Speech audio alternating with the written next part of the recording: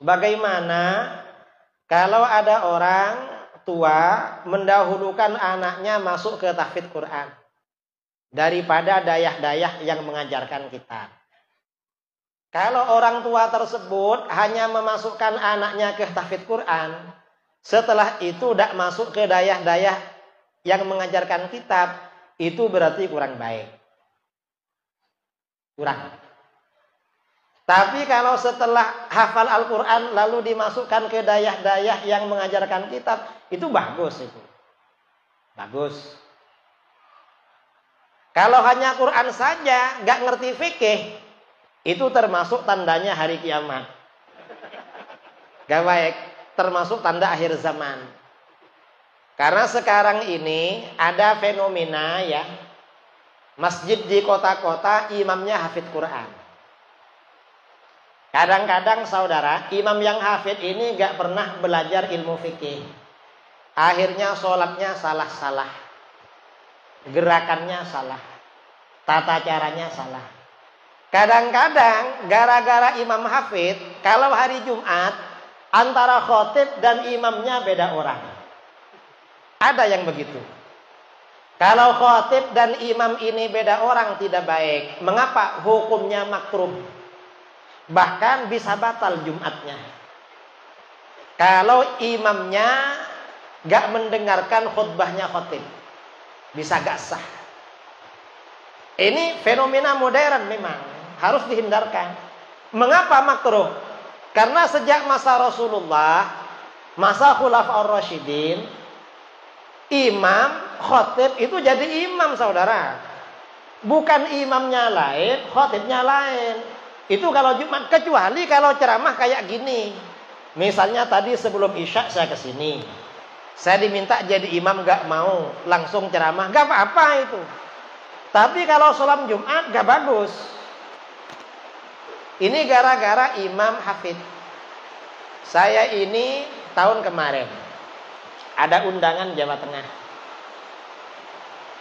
Di masjidnya tata cara ibadahnya Wahabi. Saya diminta ceramah di sana. Di perjalanan, murid saya nelpon, Kiai, ada permintaan dari panitia. Gimana Kiai kalau jadi khotib, baca khutbah Jumat? Siap, gak apa-apa. Tapi ada syaratnya. Apa Kiai? Saya juga jadi imam. Saya baca khutbah dan saya jadi imam. Kalau saya gak jadi imam, mending saya gak khutbah dan tidur gak ikut sholat Jumat. Saya musafir. Akhirnya repot mereka. Ya dah katanya. Akhirnya saya juga diminta khotib jadi imam. Sampai di sana, di masjid itu, BKM-nya tanya, Kiai, ini azannya mau 2 kali apa sekali? Lah kenapa? Karena Kiai kan biasanya 2 kali, yang sini 1 kali kata. Saya gak enak mau. Kalau urusan azan terserah kamu, terserah sini. Tapi urusan khutbah dan sholat apa kata saya? Akhirnya azannya 1 kali saudara. Tidak ikut Khulafaur Rasyidin. Gak mau sama Khulafaur Rasyidin Wahabi. Hanya saya khutbah saya tentang Ahlus Sunnah wal Jamaah. Dan mereka mungkin paham kalau saya nyinggung mereka. Habis itu saya jadi imam baca usolli. Sholli fardal Jumat Allahu Akbar. Saya nyaring baca usolli. Selesai sholat, saya ajak zikir berjamaah. Lalu baca doa. Saya lirik-lirik. Angkat tangan apa enggak? Ternyata angkat tangannya rendah saudara. Di atas paha, gak diangkat begini, macam kurang ikhlas. Entah kurang ikhlas atau apa gak ngerti. Habis itu saya baca sholawat sambil salaman. Mereka salaman juga.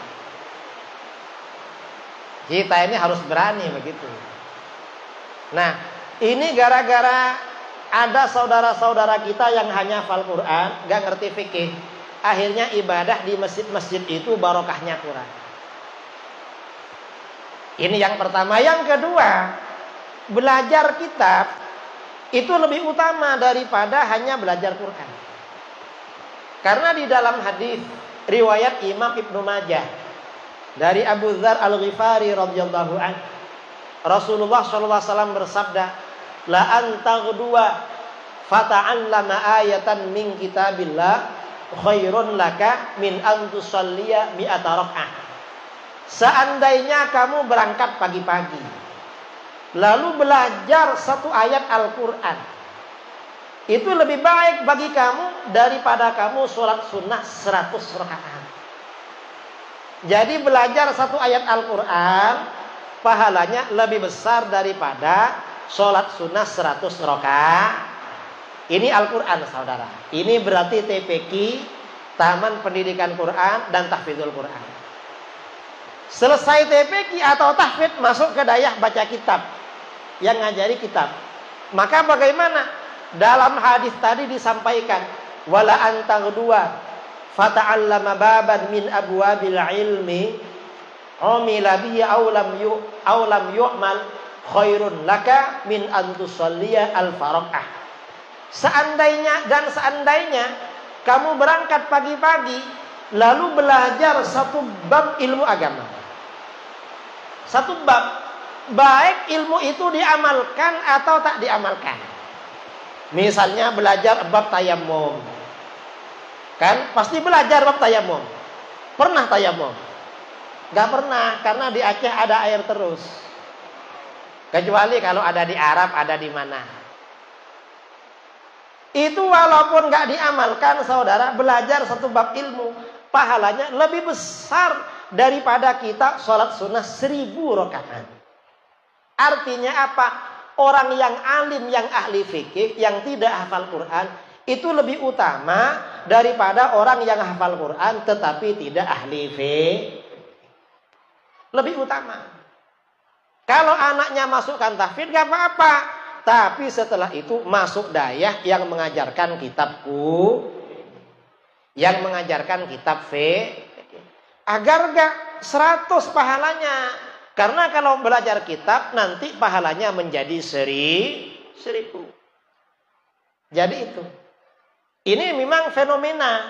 Kadang-kadang anaknya hafal Quran itu hanya untuk diumumkan. Saya sering jumpa dengan orang, alhamdulillah Pak Kiai, anak saya sudah hafal juz 25. Sudah sampai juz 25. Padahal juz 23 ke belakang lupa lagi. Alhamdulillah sudah juz ke-30. Yang dari awal lupa lagi. Artinya untuk ditampilkan. Jangan begitu. Kalau punya anak, punya keahlian, punya ilmu, punya apa, jangan dikabar-kabarkan pada orang untuk dibangga-banggakan. Mengapa? Khawatir kena penyakit ain akhirnya hilang. Sembunyikan, saudara. Kalau anaknya itu hafal kitab, hafal apa, sembunyikan.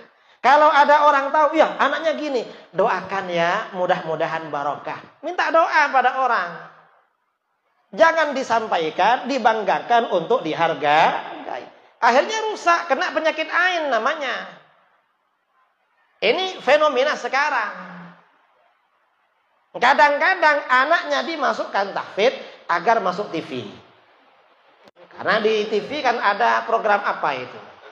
Hafidz cilik. Hafidz kecil. Jangan begitu. Semuanya niat ikhlas karena Allah. Memang proses belajar mengajar ulama dulu masih kecil biasanya hafal Quran. Setelah itu belajar kitab. Itu untuk orang Arab. Kalau orang Arab, orangnya hafal Quran, orangnya alim-alim. Itu di Arab.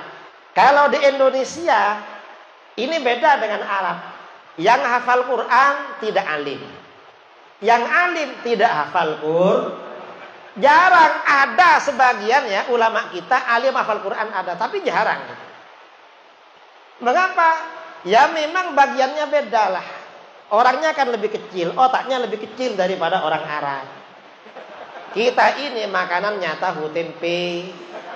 Kalau orang Arab yang dimakan besar-besar, onta, sapi ya besar-besar itu. Jadi beda memang ya, ada perbedaan. Wallahu a'lam.